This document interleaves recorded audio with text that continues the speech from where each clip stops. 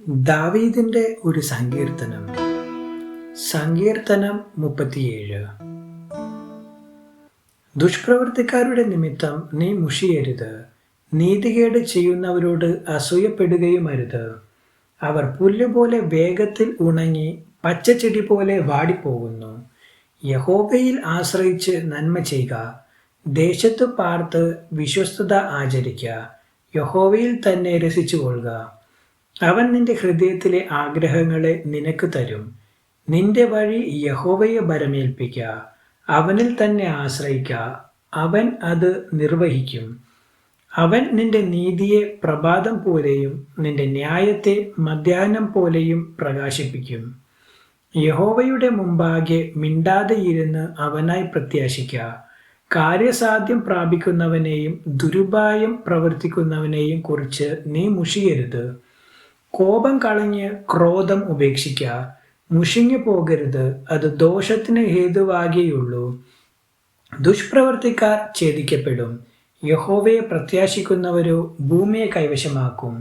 കുറഞ്ഞോന്ന് കഴിഞ്ഞിട്ട് ദുഷ്ടൻ ഇല്ല.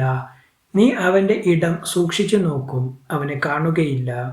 എന്നാൽ സൗമ്യതയുള്ളവർ ഭൂമിയെ കൈവശമാക്കും, സമാധാന സമൃദ്ധിയിൽ അവർ ആനന്ദിക്കും.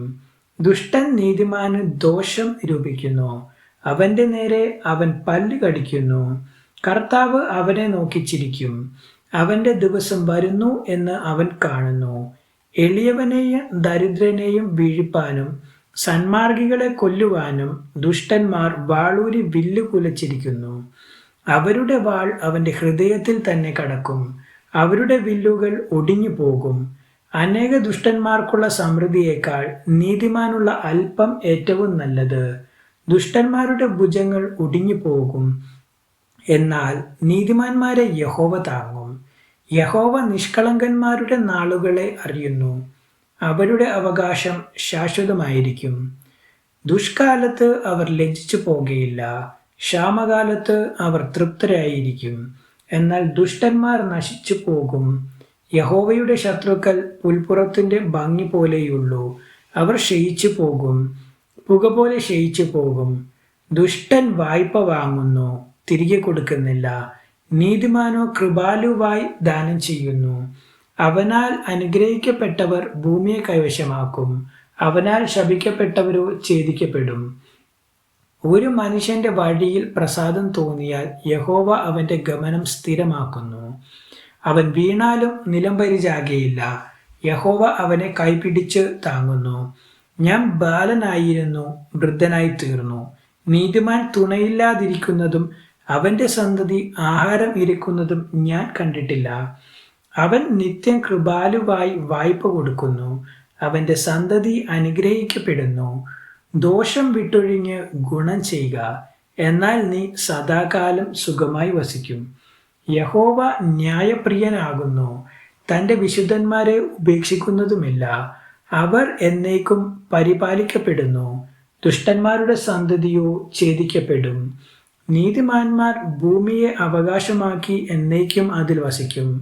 നീതിമാന്റെ വായ് ജ്ഞാനം പ്രസ്താവിക്കുന്നു, അവന്റെ നാവ് ന്യായം സംസാരിക്കുന്നു. തൻ്റെ ദൈവത്തിൻ്റെ ന്യായപ്രമാണം തൻ്റെ ഹൃദയത്തിൽ ഉണ്ട്, അവന്റെ കാലടികൾ വഴുതുകയില്ല.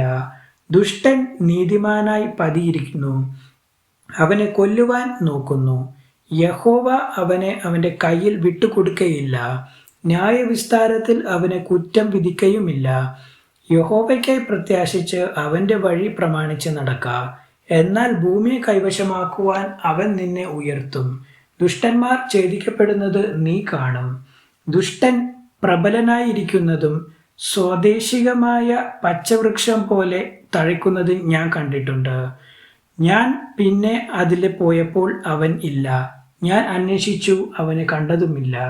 നിഷ്കളങ്കനെ കുറികൊള്ളുക, നേരുള്ളവനെ നോക്കിക്കൊള്ളുക, സമാധാന പുരുഷന് സന്തതി ഉണ്ടാകും.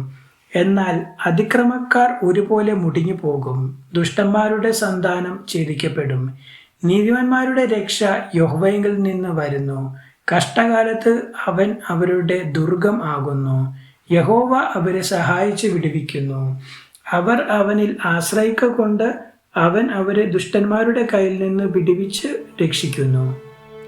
ദൈവവചനം തുടർന്നും കേൾക്കുവാൻ ഈ വീഡിയോ ലൈക്ക് ചെയ്യുകയും ചാനൽ സബ്സ്ക്രൈബും ചെയ്യുക. ദൈവം നിങ്ങളെ അനുഗ്രഹിക്കുമാറാകട്ടെ.